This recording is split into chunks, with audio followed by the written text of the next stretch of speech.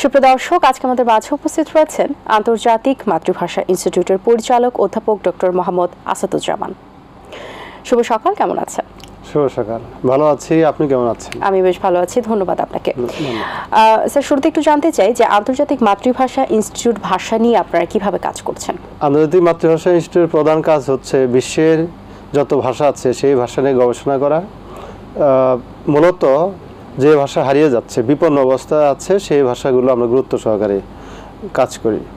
যেমন প্রথম কাজ হচ্ছে আমাদের ভাষা উন্নয়ন, ভাষা সংরক্ষণ, ভাষা নথিবদ্ধকরণ।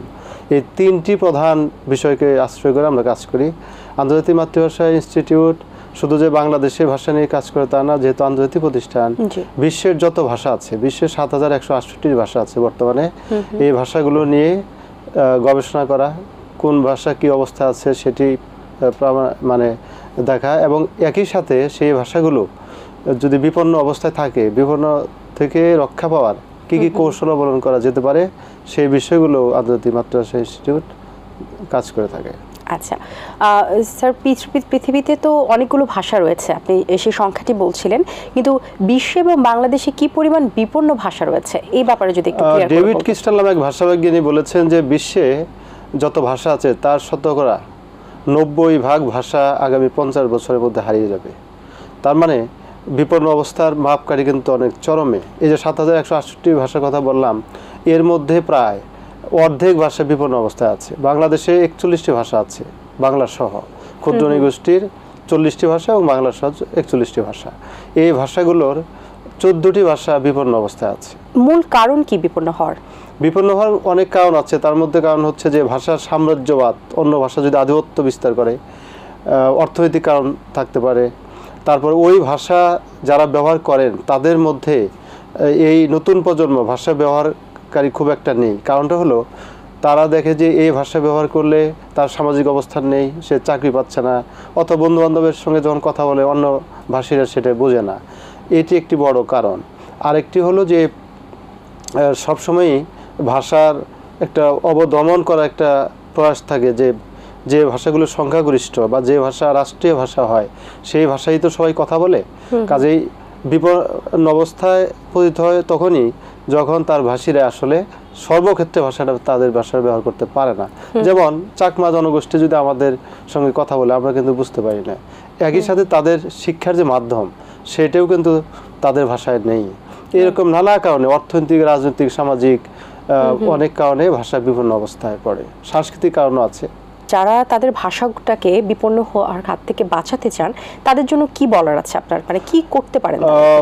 প্রথমেই এই নতুন যে প্রজন্ম, সেই প্রজন্মকে ভাষা শেখার প্রতি একটা আগ্রহ তৈরি করতে হবে। সেই সাথে যারা অনর্গল ভাষা বলতে পারে তাদেরকে প্রশিক্ষণের মধ্যে আনতে হবে। একই সাথে অর্থনৈতিকভাবে যাদের স্বাবলম্বী হয়, ওই ভাষা পড়ে যাতে সে কিছু করতে পারে, ওই ভাষা শিখে যাতে তার বাস্তব জীবনে প্রয়োগ করতে পারে, সেই দিকটিও দেখতে হবে। অর্থাৎ অর্থনৈতিক, সামাজিক, রাজনৈতিক, সাংস্কৃতিক প্রত্যেকটি ক্ষেত্রে তাদের যে উন্নয়ন ওই জনগোষ্ঠীকে, এই উন্নয়নের মাধ্যমে একটি ভাষাকে আসলে টিকিয়ে রাখা যায়। আচ্ছা স্যার, সবাই তো একটা টিকিয়ে রাখার একটা ব্যাপার তখনই তৈরি হয় যখন এটা পরবর্তীতে কাজে লাগে। আমরা ইন্টারন্যাশনালি যেভাবে এগিয়ে যাচ্ছি এবং আমরা তো আলটিমেটলি আমরা বাইরের দেশের কালচারটাকেও ফলো করছি, এবং আমাদের দেখা গেছে যে ইংলিশ একটা ভাষা যেটা আসলে কেউ না জানলে তাকে অশিক্ষিতই বলা যেতে পারে এবং তাকে মূর্খও বলা যেতে পারে, এরকম একটা টেন্ডেন্সি তৈরি হয়ে গেছে। তাকে জানতে হবে এবং ইন্টারন্যাশনাল ওয়েতে রিপ্রেজেন্ট করতে গেলেও কিন্তু যে ভাষাই জানুক না কেন তাকে ইংলিশ ভাষা জানতে হবে, এবং আরও নানান কিছু ভাষা রয়েছে। সো এই ক্ষেত্রে এই যে আমরা যে বিপন্ন ভাষা নিয়ে কাজ করছি, এটার পেছনের মূল উদ্দেশ্যটা আসলে কি? পেছনের মূল উদ্দেশ্য হচ্ছে যে প্রত্যেক ভাষী, অর্থাৎ মাতৃভাষা যারা, সব ভাষার গুরুত্ব কিন্তু সমান। জাতিসংঘের এবার একটা স্লোগান ছিল যে make languages count for sustainable development. এই যে অর্থনৈতিক আমরা যে টেকসই উন্নয়নের কথা বলছি, সেই উন্নয়ন হবে কখন? যখন সে তার মাতৃভাষাটা ভালো জানবে। কাজেই মাতৃভাষা উন্নয়নের মধ্য দিয়েই কিন্তু একজন ব্যক্তি তার অবস্থানে যায়, সামাজিক প্রেক্ষাপট, রাজনৈতিক প্রেক্ষাপট, সর্বক্ষেত্রে তার যে অবস্থান সেটা তৈরি করে।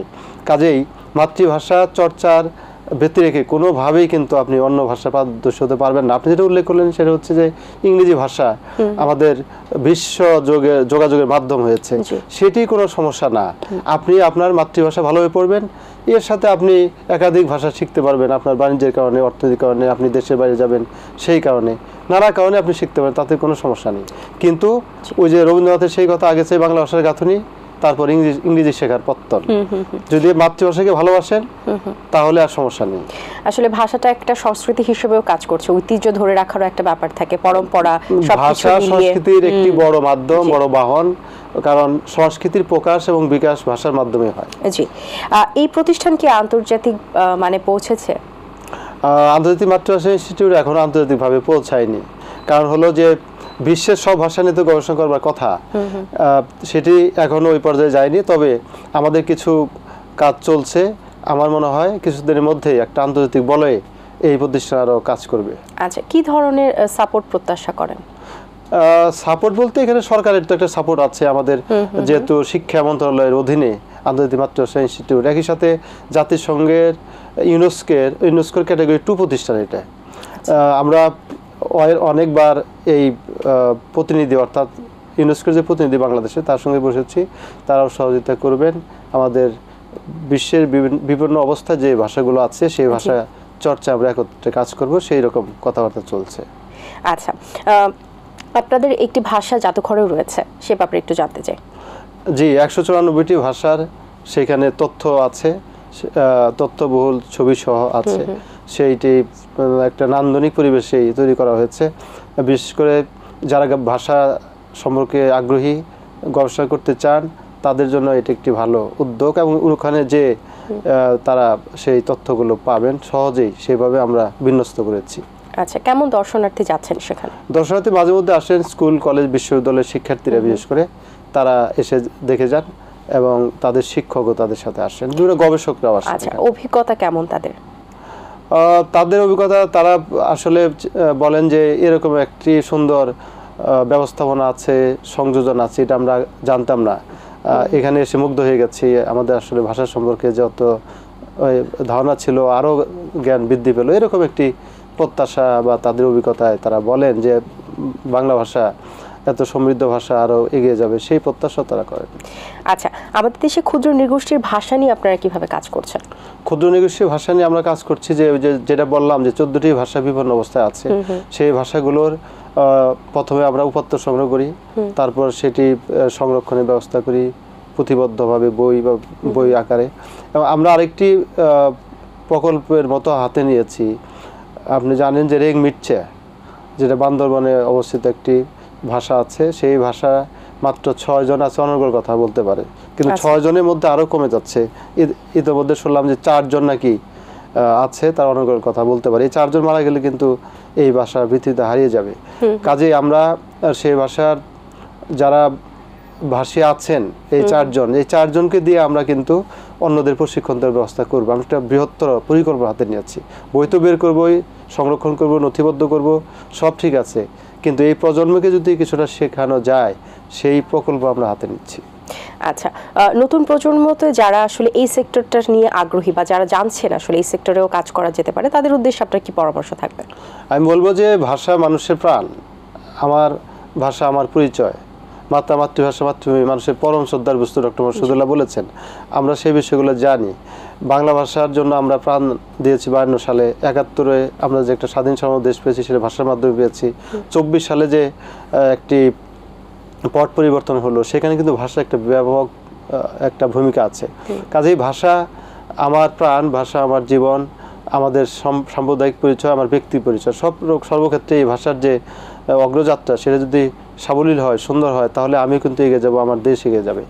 কাজেই ভাষার মাধ্যমেই আমার পরিচয়, সেই ভাষা বাংলাকে ভালোবাসতে হবে। একই সাথে পৃথিবীর অন্যান্য যে ভাষা আছে, ক্ষুদ্র নৃগোষ্ঠীর ভাষা আছে বা যত ভাষা আছে, প্রত্যেকটা ভাষাকে সম্মান করতে হবে এবং চর্চা করতে হবে। অসংখ্য ধন্যবাদ আপনাকে, ভালো লেগেছে কথা বলে। অনেক শুভকামনা রইল আপনার জন্য, ভালো থাকবেন সবসময়। আপনাকেও ধন্যবাদ, এবং দর্শক শ্রোতা যারা দেখলেন শুনলেন, তাদের প্রতি ভালোবাসা। দর্শক, আশা করছি আজকের আয়োজন আপনাদের ভালো লেগেছে। আজ এই পর্যন্ত, আপনাদের সঙ্গে দেখা হবে আগামী পর্বে নতুন কারোর সঙ্গে। সেই পর্যন্ত ভালো থাকুন, সুস্থ থাকুন এবং এটিএন বাংলার সাথেই থাকুন। আল্লাহ হাফেজ। দিন আসে দিন যায়, সময়টা চলে যায়, তবু আছি এই বেশ ভালো। জীবনটা রঙময়, যেভাবেই হওয়া চাই, নয় কভু সাদা কালো। এই আশাতে স্বপ্ন ভাসে, সুখ হাসে চোখে মুখে, চায়ের চুমুকে।